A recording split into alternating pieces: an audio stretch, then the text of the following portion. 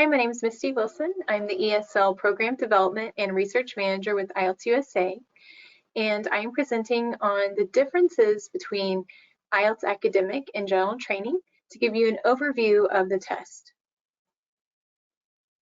IELTS Academic test is used mostly for entry into undergraduate and postgraduate studies. It's also used for professional registration. General training is used more often for migration and other non-academic uses. It can also be used for vocational training and professional registration. You need to make sure that the organization that is requiring you to take IELTS, that you know which tests they're requiring you take so that you take the correct one. Both of these tests are available in two different formats, paper-based and computer-delivered.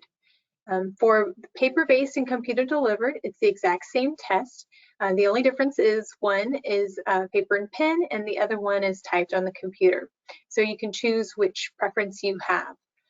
Whenever you register for the test, you'll see whether the test center site that you're going to be taking the test at offers both or either of these tests. Let's look at some of the similarities and differences between IELTS Academic and IELTS General Training. IELTS Academic and General Training both have 4 sections. The test lasts around 2 hours and 44 minutes. Listening is the same for both tests. So you have 30 minutes, 4 sections, 40 questions. And after that 30 minutes, you have 10 minutes to transfer your answers onto your answer sheet. The next section of the test is reading. For reading, you have 60 minutes to answer 40 questions. There are some differences in the types of reading passages that are given on the IELTS Academic and General Training that we'll look at in just a minute. For writing, you have 60 minutes and 2 tasks. The first task asks you to write 150 words, and the second asks you to write 250 words. There are 2 different writing tasks for academic and general training. The last section is a speaking section. The speaking section of IELTS is the same for both academic and general training. This is a face-to-face exam where you are with a trained IELTS examiner. The speaking test can be taken within 7 days of the other 3 sections. So listening, reading, and writing are taken during one sitting, and then the speaking section might be taken on the same day or a few days before or after. There's no pass or fail in IELTS. Test takers are scored on their performance using scores from 1, which is non-user, to 9, which is expert user, for each part of the test: listening, reading, writing, and speaking. You're also given an average overall band score. Each band corresponds to a level of competence in English, and all parts of the test and the overall band score are reported in whole and half bands, so 7.0, 8.5, for example. Let's take a look at the listening section. As I mentioned, it's 30 minutes. There are 4 parts to the listening section. Each part has 1 recording, and there are 10 questions for each part. So you'll listen to a recording, answer 10 questions, and then have a 30-second break before the next part begins. Each of the recordings increase in complexity, and you may hear a variety of accents such as American, Canadian, British, Australian, or New Zealand. There's a mixture of monologues and conversations on the recordings, and some were set in a social setting and others in an educational setting. We'll learn more on another video about the listening section in detail and how you can prepare. The reading section is 60 minutes. There's 3 sections. All of the reading text together will not be more than 2,750 words. You have 40 questions, and the topics for the readings are general interest, which means you don't need to be a specialist to understand the topics. They are taken from authentic texts, and they test a variety of skills, such as being able to read for gist, for main idea and details, reading to understand inferences and applied meaning, reading to recognize writer's opinion and attitudes, or being able to read to follow the development of an argument. When it comes to differences between IELTS academic and general training, the differences are in the passages. So IELTS academic has 3 passages, and they're all authentic, taken from magazines, journals, and books, and they may contain some nonverbal materials. So it could contain some kind of graphic, like a chart or a table. General training reading has shorter texts, and so in section 1, there's 2 or 3 factual texts that relate to everyday life. So for example, it might be a hotel advertisement.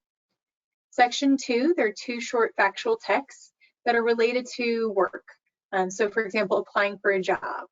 And then the 3rd section, there's 1 longer, more complex text that's on a topic of general interest. So for example, it could be an article about the history of a country. Now let's move on to writing. There's 60 minutes and 2 tasks. That task 1, which is at least 150 words, is worth 34% of the overall score, and task 2 is worth 66% of an overall score. Both of these tasks are assessed by certified IELTS examiners who read the essays and assess a score.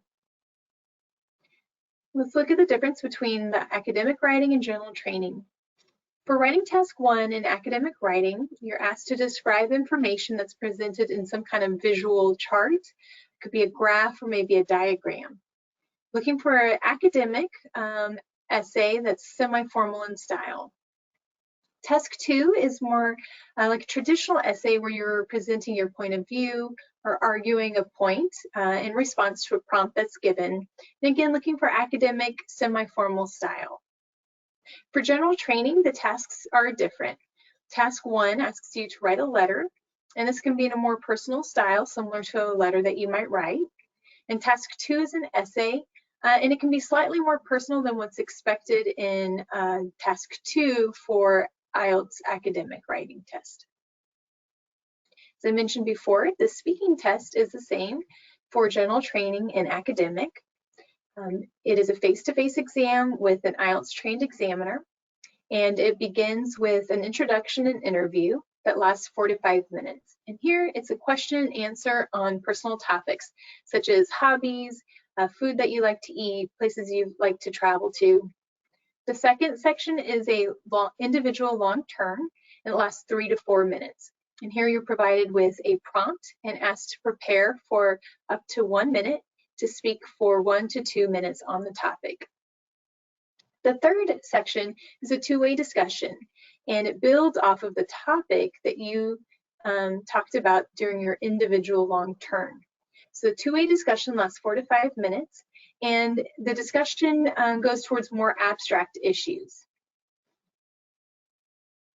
So that concludes our overview of IELTS academic and general training. We will go into more detail in some other videos on how you can prepare for each section of the test. Do want to let you know about 2 resources that you can use in the meantime. One is IELTS Progress Check, which is an official IELTS practice test. It covers all 4 skills, including a prompted and recorded speaking test. You can get your results within 5 days, and you also get a detailed feedback report with indicative band scores and marker comments for your writing. So a great way to improve and see where you're at right now and what areas you should focus on in the time that you have to prepare. This is not a timed test. You can go back and forth between questions, so that's a little different than the official IELTS test. Because it is a practice test, you can use some extra time. But if you would like to take it and create your own timed test by having a clock near you, we encourage that so you can see what it's like to take under those time constraints. Check out IELTSProgressCheck.com to see how you can find the test. And then finally, take a look at our test taker IELTS prep page at the link that I have provided here. And if you have any questions, feel free to email us at IELTS@IELTSUSA.org.